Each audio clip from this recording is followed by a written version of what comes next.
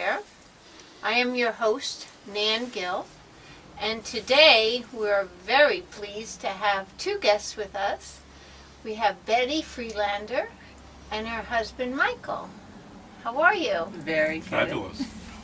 So happy to have you here. Oh, thank you for having us. Now, this is a special program designed especially for women and with men in mind, because it's a very important subject we have here. It's how to make your marriage blissfully happy. So we have the Mr. and Mrs. Friedlander will tell you a little bit about how they got involved in this and their website and how they got blissfully married as their website. So did you want to tell us a little bit about it? Absolutely. I'd love to tell you about it. And I'll let Michael interject as, you know.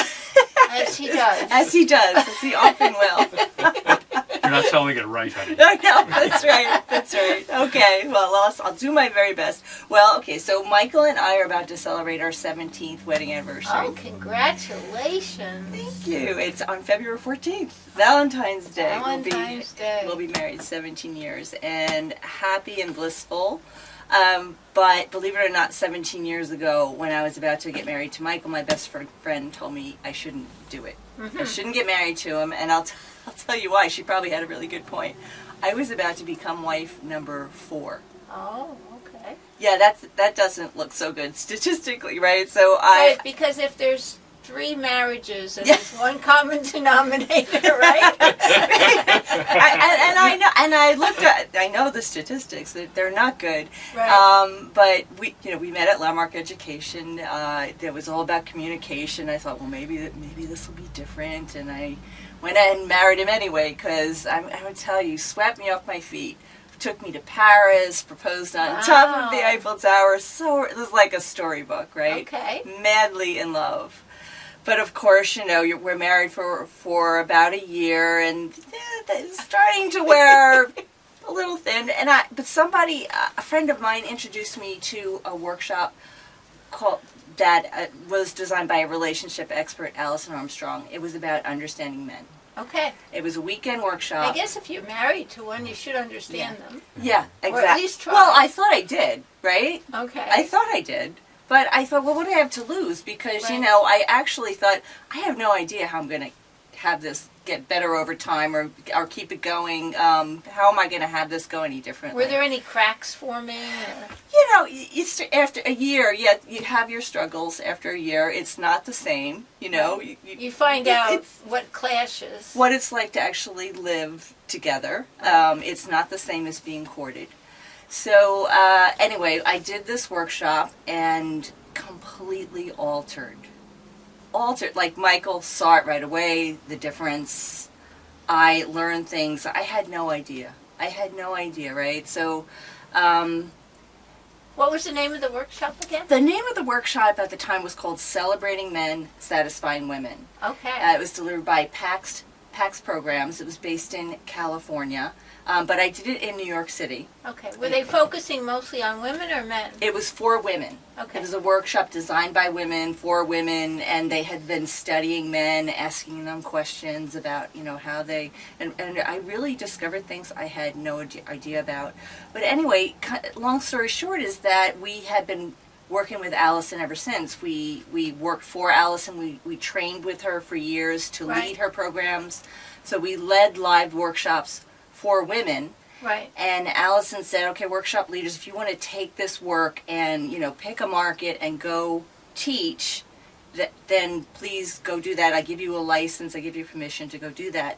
And we're one of the crazy people that decided to do that because honestly, for the last 30 years, I've been a graphic designer. And Michael and I have been working together in our graphic design business. But I thought I would really like to transition. So we're creating our own program using what we've learned and everything we've learned over the years, not just Allison's work.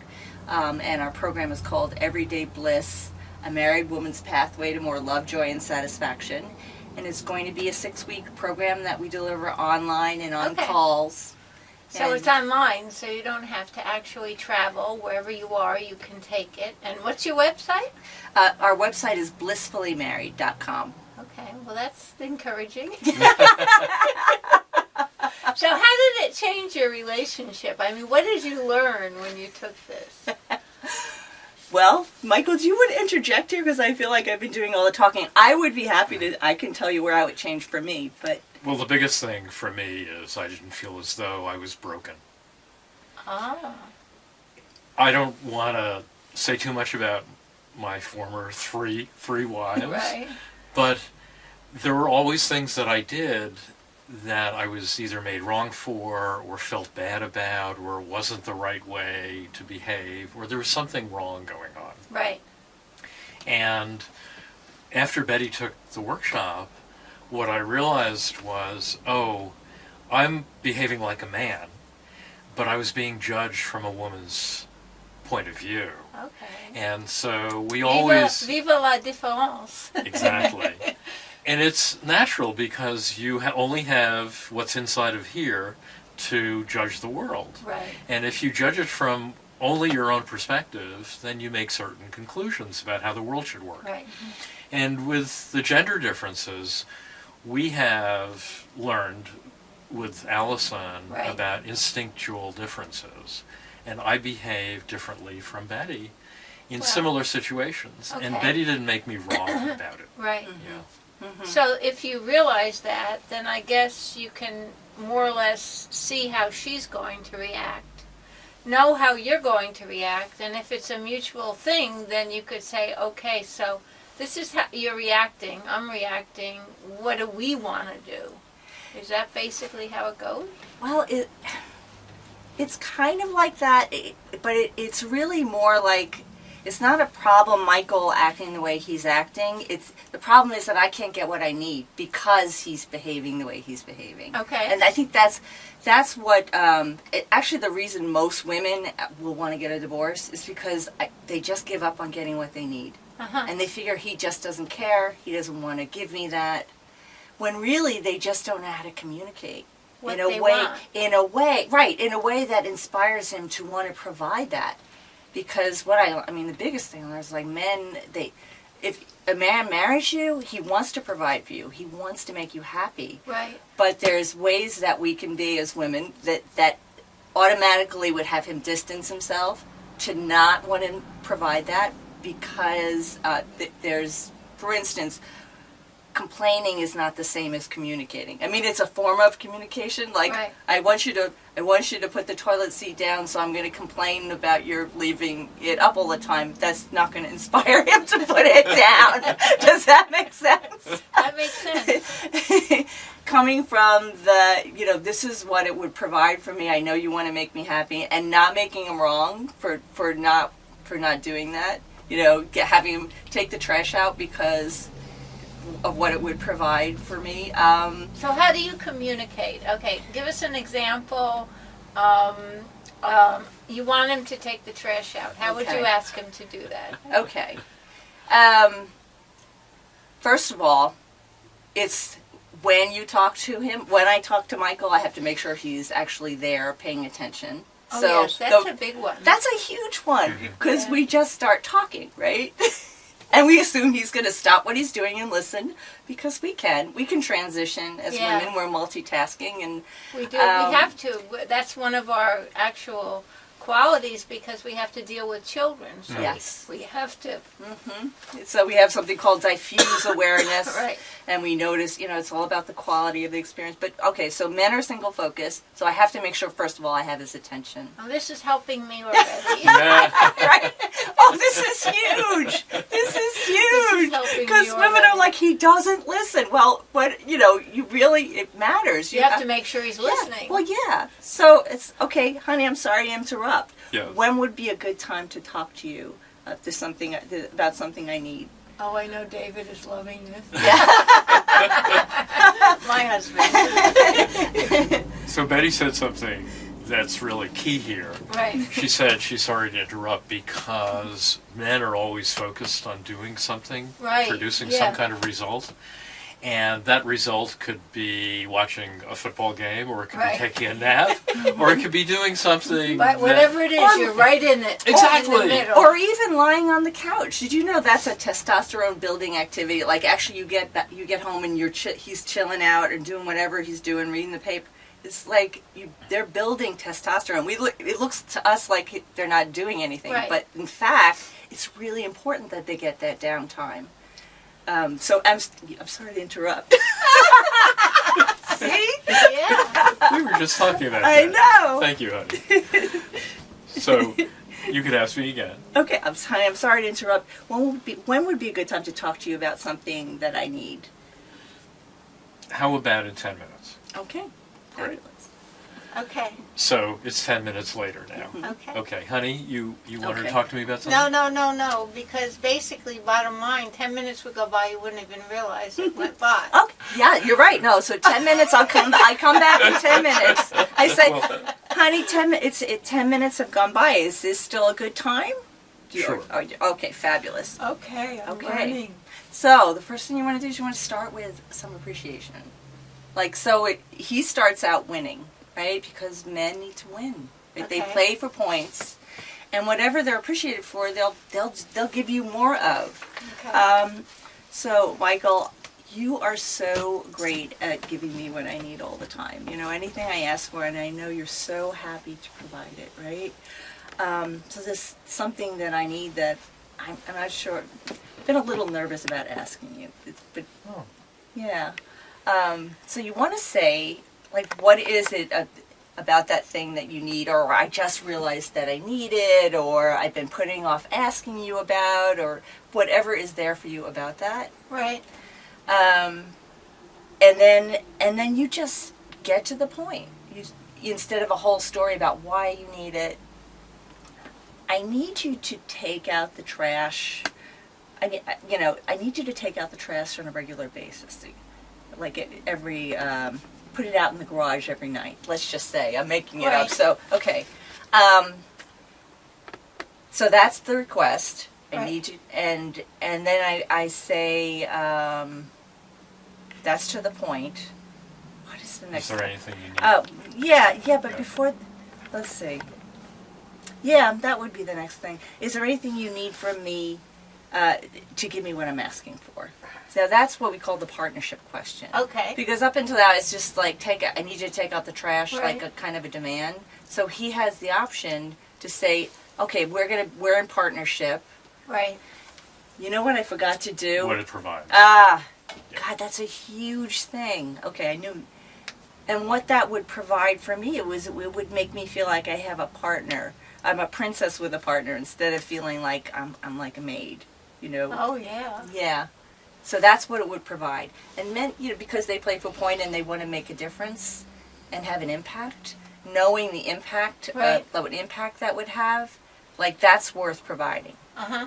Because there's nothing really worth doing, right? It's really, what is my providing, what difference is that going to make if I provide that? Right. So let me just say a word about that. Taking out the trash is a task. Right. You can bundle up the bag and tie the bag and carry it outside. Right. There's no honor and there's no joy and there's no reward Right. in picking up that bag and taking it out, Right. right? So can you take out the trash? It's not a motivating, inspiring idea. However, if you can provide something about how it's going to make her feel or what it's going to provide for her, Right. a princess with a partner, or you've got my back, or whatever it is in Right. the situation, that's worth doing. Okay. Yeah. So that's the key here. Now, then Betty asked me, is there anything I need from her in order Right. to give what she asked for? Exactly. And here is where you might hear something surprising. Okay. Because what the woman may expect the man to say and what he actually says could be totally different. But what it's really important just to listen to what he says, because if that's what he needs, and if you can offer that, so I might say, okay, you know what, I need you to remind me. So when you go up to bed, if I'm done here, can you just remind me? I won't get mad. Okay. Okay. Yeah. And then I'll take out the trash before I turn on the alarm for the night. Would that work for you? That would work Okay. for me. I Okay. can do that. How you work together. And of course, when he does that thing, you want to appreciate it and make sure he gets the points. Hey, yeah. You know, like, oh my gosh, that made me so happy. Thank you so much for doing that. I Yeah. feel so special and taken care of. And So basically what I'm feeling is that the day-to-day tasks that we all have to do, you know, can really make a rift in a relationship. it's one piece. For some women, that's a huge issue. Right. For others, it's the attention and the affection. Right. And that, you know, it's like whatever it is that you feel, or maybe it's the quality time. I don't know if you've ever read the book, The 5 Love Languages, right? Where what makes me feel loved. Like Right. if how Michael feels loved is by acts of service. Right. Right? So it's those things that I do for him, and Right. so he tends to give me he does a lot of things for me, and I love it. It's like amazing, but what makes me feel loved is quality time and touch. So like I feel more loved when we're lying there watching TV and he's scratching my head and giving Yeah. me scritches or foot rubs, or like that to me is like I just died and went to heaven. You know? So basically you have to examine yourself and find out what makes you feel and what you need, Right. and then communicate Yes. And I think in a way that's not objectionable. Yeah. well, more than that is satisfying for Right. him, because remember, you're speaking to someone who wants to provide. Right. You know, he wants Otherwise to he make you wouldn't be happy, with right? you. He wouldn't have married you if he didn't think he could make you happy. And failing at that is so it's horrible for the woman, for the man, and just coming from a place like he really wants to. And he will if he can, and communicating in a way that has it be a win for him Right. and satisfying. That's what there is to do, but it doesn't come naturally. Right. Like if I didn't learn how to do that, it Right. would not have come naturally. Right. Um, I think the big piece is that you said is realizing that when they're doing something, they're totally, Yeah. the man is totally, yeah, I like to say they jumped into a rabbit hole, yeah, right. Totally, Because a black hole. And that's a good thing, because the concentration that they use at that point, Yeah, they're it's able produced to the do result, things Hunter. that I would never be able to do. Yes. It's beyond my ability. Yeah. Whereas I can kind of say, okay, this has to be done, that has to be done, that has to be done, that has to be done. Mm-hmm. And I can kind of schedule my day around that, Yep. And You're then like, wouldn't it be nice if he did that? Right? totally. See, now I think Totally. that's a wonderful thing. However, yes, I can do one thing at a time Right. really well, but I can only do that one thing at Right. a time. If I try to do too many, I get overwhelmed, Right. and I cannot deal with a child and the phone and Right. answering Yeah. some email and then maybe putting something in the oven for dinner that's later. I can't do that. Right. So the multitasking ability that is part of the feminine Right. is such a beautiful thing. Yeah. Yeah.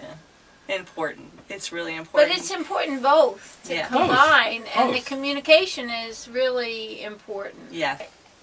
You had said something before about knowing how to get your mate to actually satisfy the things that you need as a woman. Mm-hmm. Is there some way that you would recommend as finding out what those things are? That's a great question, because I think one of the things we struggle with as women, because in our design, we're designed to be self-sacrificing. Right. There's a part of us, when I talk about femininity and the feminine, there's 3 aspects that we talk about, 3 archetypes: the temptress, the mother, and the queen. right? So the temptress is the playful, sensual, sexual side of being feminine. Uh-huh. The mother is the nurturing, unconditional love. Right. The mother puts other people's needs ahead of our own. Exactly. Which, the people who tend to default to the mother, they will really struggle. What do you mean? What do I need? Because their focus is on other people. What do Exactly. they need? And what happens is they tend to they don't know what they need. They're worn out. They're exhausted all the time, and they start to feel resentful. And they Right. actually need a lot.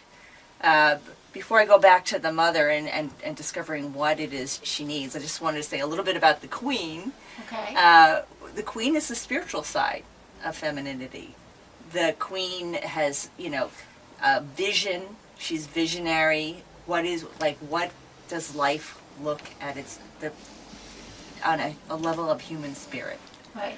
right? How great can life be? So that's more of something that we develop in ourselves. It doesn't necessarily come, that comes with education, with learning, with growing, personal growth. Right. And the temptress and the mother are instinctive. Mm-hmm. So we usually how it goes is when we're younger, we're the temptress. As we get older, and especially if we're a mom, that mother aspect is developed, and then we become self-sacrificing. Mm-hmm. So what do we need? You know how you know what you need? What are you complaining about? Okay. Even if it's just in your head. Okay. If you look at every complaint that you've ever had, Right. there's a need. There's something that I need. If you say, I'm cold in here, that's a complaint, right? Right. Oh, maybe I need to get a sweater. Or, Right. or maybe we need to turn the heat up. Okay. So anytime you have a complaint, I'm tired, maybe you need to take a nap. It's kind of flipping it. Right. Instead of when you hear yourself complaining or you have a thought in your head about something you're complaining about, instead of letting those words out, say, oh, what do I need? What do I need that if I had that? You're mad at him, he just did something. Oh, I need an apology. Oh, Right. he hurt my feelings. Okay. You hurt my feelings. Or if you're in the kitchen and he's sitting on the couch doing, just what you say, working on his testosterone. He's working on his he's working it. That's never- not always. It's funny. I now- learned that from John Gray, which is so fascinating. It's like, oh, he's not just lying on the couch, being a lazy bum. There's actually a purpose to it, and he needs Well, now and I he won't needs be, that. I won't be resentful at all. You just say, okay, baby, do the couch bit. Well, to a certain extent, right? I don't know. Michael would have to speak to that one. Right. So so basically, if you're in the kitchen and you're busting your chops and you're doing this and you're doing that and you're starting to feel resentful, then you say, well, what do I need? And maybe you need him to help you with the dishes. Yes. Mm-hmm. So then the words would be, Michael, there's something I need. Could you help me? Yeah. And believe it or not, they're very responsive. When you say, you actually use the word I need Yeah, and help. and help, Yeah. they're like, what, need? Here I am, Okay. like superhero to the rescue. But instead, a lot of women will say, could you do this? Right. It's like, no. I don't want to. I need this. Would you help me? And I think So because not it being makes... afraid of asking for help. Well, yeah, but it's vulnerable. And we've not been taught that, with the feminist movement. Thank you, I can do it myself, is where we come from. So the idea that we actually need something or asking for help is almost like a sign of weakness for many women. For many women. But learning to include those words in your vocabulary is just going to make you so much more effective. Right. Now, what about the temptress part? Maybe we should kind of talk about that a little bit. Yeah. So the temptress, again, the playful, fun, sexual side, men need that. They need us to be fun, and it's about being in your body, about being present Right. in the moment. And if you think about sensuality, even if you're just eating something and you're experiencing it Right. through your senses, and that just comes with being present. Right. you know? Instead of worrying about this or about that or what I have to do or how much I have to get done before 4 o'clock. You can't be multitasking. Right. You have to be totally present. Yes. Yeah. Yeah. Yes. It's one of the keys, right, to Right. being the sensual, sexual, and just being. It's like a ray of sunshine. Right. And what it does for your husband is it, makes him feel attractive and alive, and it gives that, that Right. energy. Now, I've heard a lot about people saying that you have to plan some time away just to be together. Is that one of the things that you recommend? Or? Well, that's a really great question.